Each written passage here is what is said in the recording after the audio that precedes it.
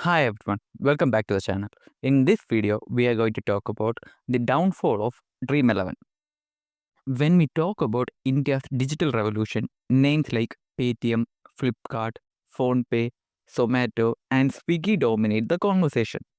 But for a few years, another platform stood shoulder to shoulder with these giants, not because it delivered food or enabled payments, but because it tapped into something far more emotional: India's obsession with cricket.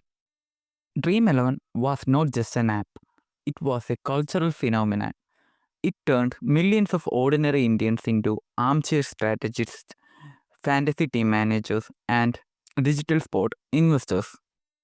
But, like many stories of rapid ascent, this too had a darker side. And today, the same company that was once celebrated as India's gaming unicorn is now spoken about as a cautionary tale. This is the story of the rise and fall of Dream11. To understand the depth of this downfall, we must first visit the beginning. Dream11 was founded in 2008 in a very different India. Smartphones were rare, the concept of online fantasy leagues barely existed, and convincing investors to put money into something like fantasy cricket sounded ridiculous. Yet, founders Harsh Jain and Bhavit Sheth believed fans wanted more than just to watch cricket, they wanted to participate. But participation alone wasn't enough. India needed data, it needed cheap internet, it needed millions of people with access to digital payments. All of these things seemed distant. Dream11's early years were full of rejection, slow progress, and a market that wasn't ready. But Destiny had other plans. Then came Reliance Jio in 2016, and with it, a digital explosion unlike anything India had ever seen. Data became cheaper than a cup of tea. Suddenly, teenagers in small towns could stream IPL matches on their phones. Cricket wasn't just popular anymore, it was everywhere: bedrooms, buses, classrooms, and trains. And in this chaos of newfound connectivity, Dream11 found its moment. What was once a struggling startup suddenly became the hottest product in the country. Millions downloaded the app, influencers promoted it, celebrities endorsed it, and Dream11 became a household name almost overnight. But behind the scenes, the reality was far more complicated. Dream11's business model was always dependent on seasonal surge. IPL was its lifeline. Every year, when the tournament began, user engagement skyrocketed. And once IPL ended, activity dropped sharply. Instead of solving this seasonal dependency by building long lasting user value, Dream11 relied even more heavily on marketing. Everywhere you looked, YouTube ads, TV commercials, Instagram reels, you would find Dream11 telling you to use your brain and win money. It was smart advertising, but also misleading, because the truth is the average user never wins consistently. This became one of the biggest reasons behind Dream11's downfall: perception. As the platform grew, more people began losing money. With every lost match, every unpredictable injury, every unexpected lineup change, thousands of fantasy teams collapsed. Users realized that the entire system, while legally defined as a skill based game, still depended heavily on unpredictable outcomes. Over time, this unpredictability created distrust. It didn't matter whether Dream11 was technically running these fairly. The emotional experience of losing made users feel cheated.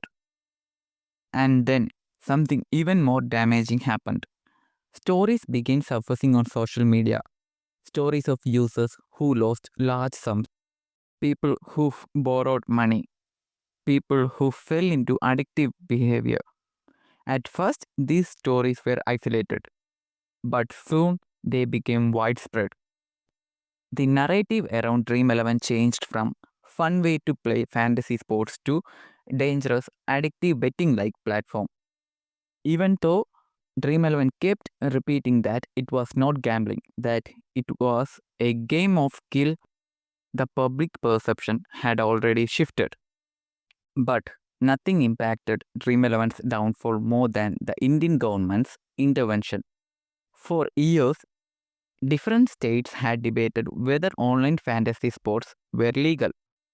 Some banned it outright, some allowed it. Courts went back and forth. But in 2023 and 2024, the central government stepped in with a decision that shook the entire gaming industry, imposing a 28% GST on real money gaming. This was not a minor policy tweak. It was a death blow. Overnight, the economics of Dream11 collapsed. The company suddenly owed massive tax amounts. Its margin evaporated. For users, this meant smaller winnings, higher entry fees, lower excitement, and almost no incentive to play. The tax decision triggered a chain reaction. Investors lost confidence, user growth slowed, profitability vanished. Dream11 found itself fighting not competitors but the government, the tax department, and the public outrage all at once. And in business, when you're fighting too many battles at the same time, you eventually lose.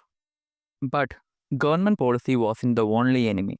Competition was rising faster than Dream11 could adapt. MPL came with its multi-game platform. My 11 Circle attracted users with low commissions and heavy advertising.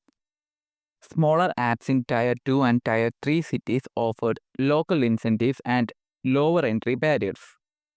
Each competitor attacked a different weakness in Dream11's model. Dream11 responded by spending hundreds of crores in sponsorships, IPL title sponsorship, cricket team partnerships, player endorsements. But these expenses became unsustainable once tax burdens increased. Advertising fatigue also played its part. Dream11 ads were everywhere. The same slogans, same celebrity endorsements, and promises of big winnings. At some point, users just got tired. Repetitive advertising can be powerful, but when it feels manipulative, the audience turns hostile. The very marketing strategy that once fueled Dream11's growth became one of its biggest liabilities. Internally, too, Dream11 struggled. Its diversification attempts didn't take off. Fan code didn't become the sports ecosystem dream the founders hoped for. Dream set code didn't become a breakthrough. And with declining revenues, all these side ventures became a financial burden rather than a strength. Investors wanted profitability.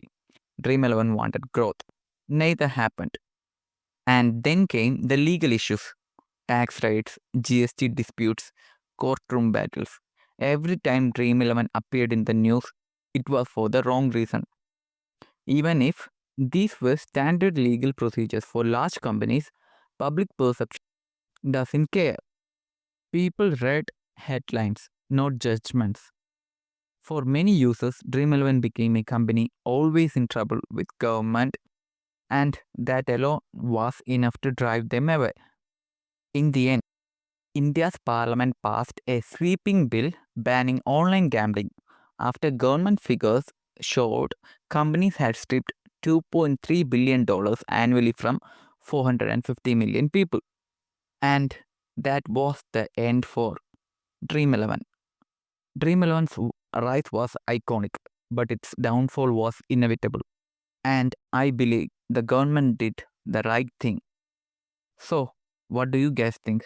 Thanks for watching.